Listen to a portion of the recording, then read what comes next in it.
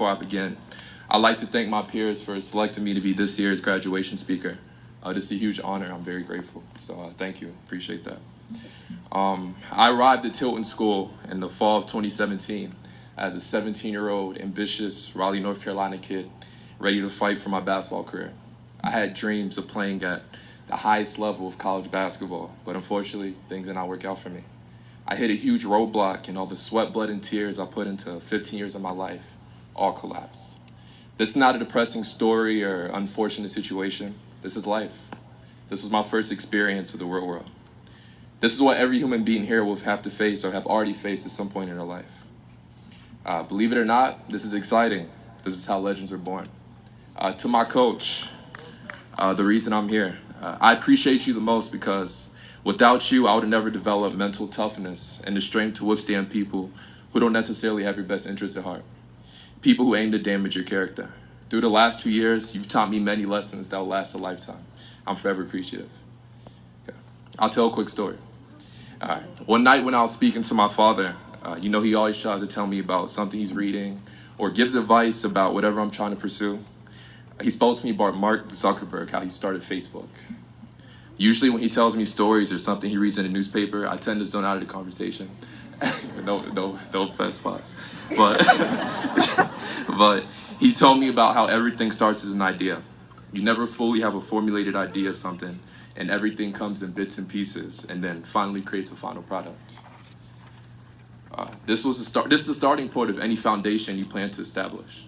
It all starts with a simple idea. Like my mother always tells me and my siblings, the most successful people on the planet do not have two heads. They have one just like you. They were born just like you. Read books, invest in yourself, take chances, trust your gut, pursue whatever you love, and most importantly, make a difference. One of my favorite authors is Dalai Lama, and you know what his most famous quote is?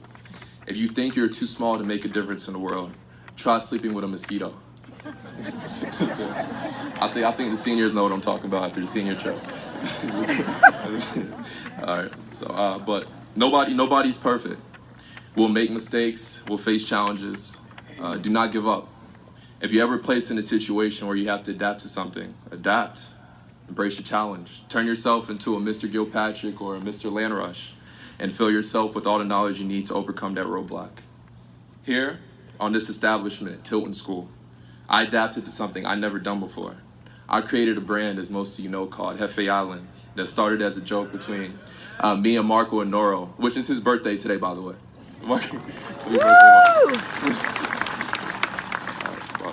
And it turned into a movement around school. I was given the confidence by my friends and family to pursue something I never thought I'll be doing in 1 trillion years, music. All this started with his daily studio sessions in Robbie Mundogo's dorm and Corey Eaton's, rapping over and singing over beats Corey and Eric Beckett created from scratch, while Patty Berry hyped me up and made me feel like I was Drake. My friends, who believe me, never gave me many compliments unless I was honestly deserving of one, told me I was talented and to give music a shot. This support was my motivation to releasing my first tape named First Step. The meaning behind the title is stepping into something new. Being confident about your next step in life.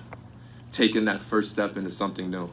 Those two words, first step, sound so simple, but probably only 5% of people here are willing to take it. Why are people willing to take it or not willing to take it? They fear failure. The fear has two meanings to my peers. Forget everything and run, or face everything and rise. We will face everything and rise. If this speech is not enough motivation for you, then frame this quote on your wall by Zig Ziglar. We gotta go. I like how it gets stuck when I have a quote. See how it is, but all right. People often say that motivation doesn't last. Well, neither does taking showers. That's why we recommend it daily. To my peers, we will not fear change. Tilton has prepared us with all the tools to be successful. Go out there, make a difference. Hefe out.